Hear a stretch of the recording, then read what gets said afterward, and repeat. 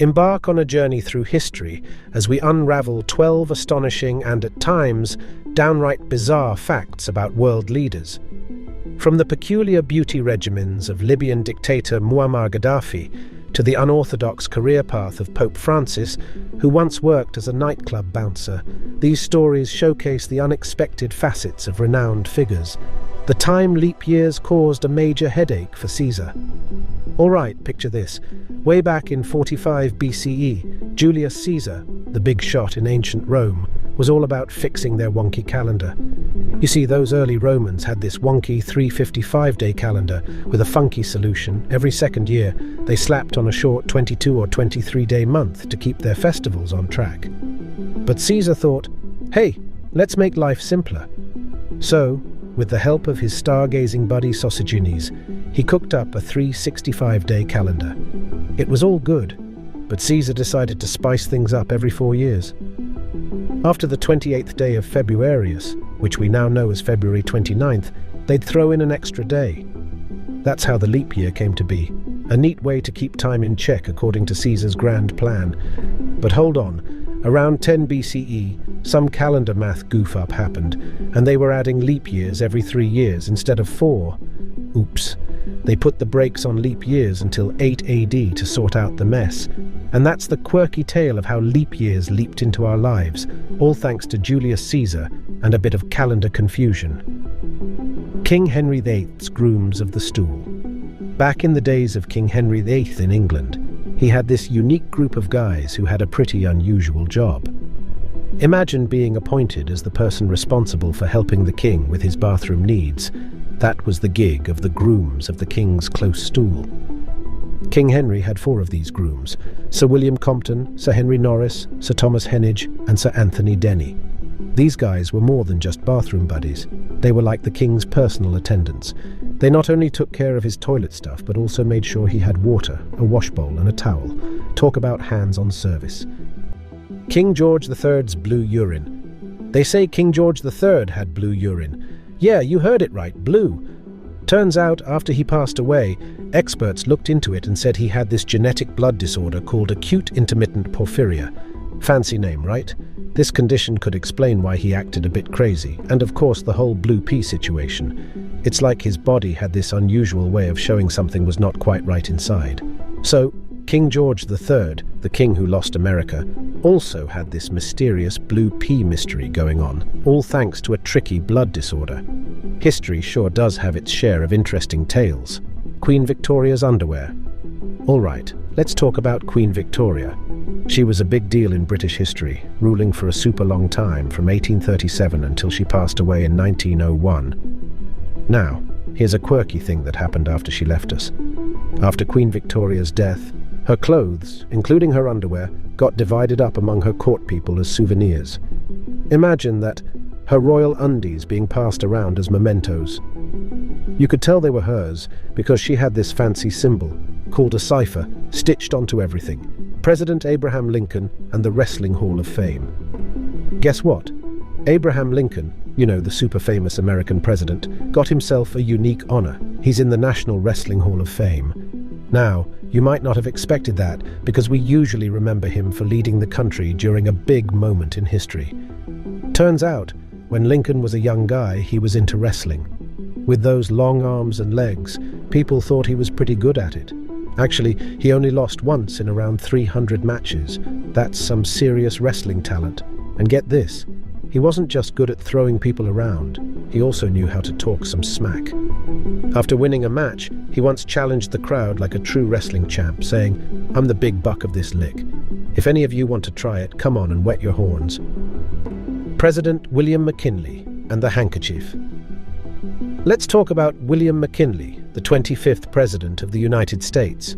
He was a big deal, leading the country to victory in the Spanish-American War. What's interesting is that he was the last president who had also served in the US Civil War.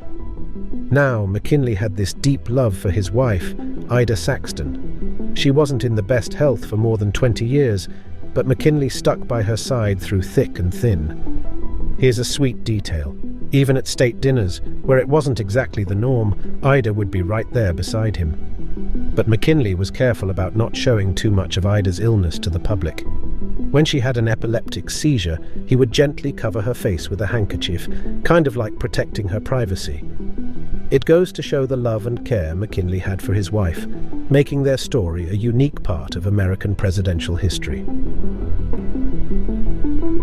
Italian Prime Minister Silvio Berlusconi. Let's talk about Silvio Berlusconi. His journey to power is quite a ride. Born in Milan, he didn't follow the usual path to success. Young and ambitious, he started off selling vacuum cleaners and then moved on to something unexpected, singing on cruise ships. Imagine that. His singing skills got him noticed, both at sea and in nightclubs on land. But Berlusconi wasn't one to stick to a single job. He decided to switch gears and pursue a law degree, which he earned in 1961. After that, he set up his own construction company, making a name for himself as a residential builder in Milan. Not stopping there, he stepped into politics, forming his own party called Forza Italia in 1993. Berlusconi ran for prime minister, won in 1994, but had to step down due to a scandal that same year.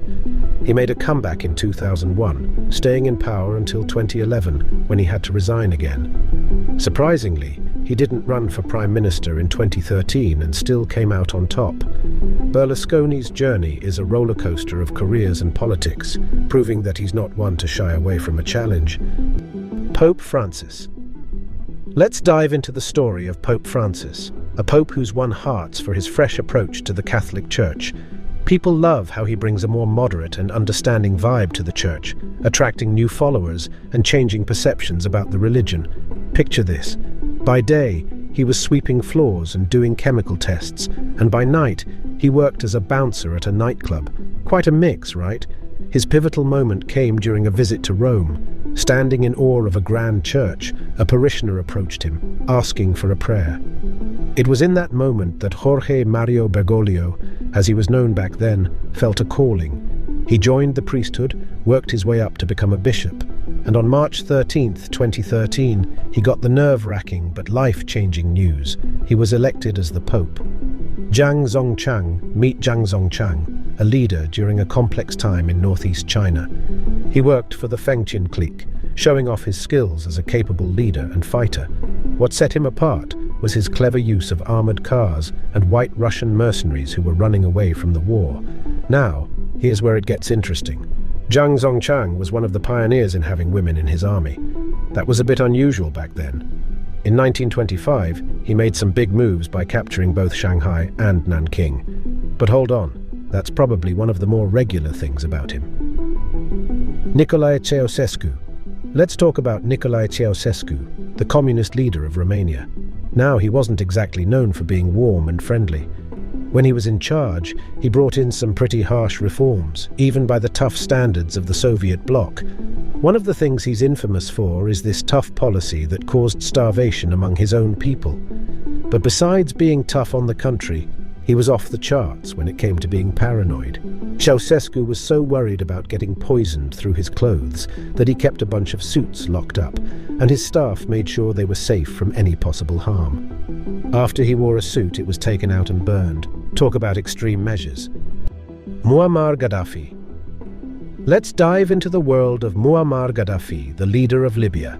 Now, despite being a dictator, Gaddafi had this interesting thing about him. He cared a lot about how he looked. People all around the world knew him for being pretty obsessed with his appearance.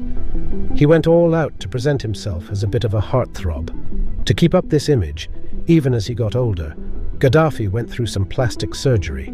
And get this, he did it in his own private underground bunker, and sometimes it said, without any anesthesia.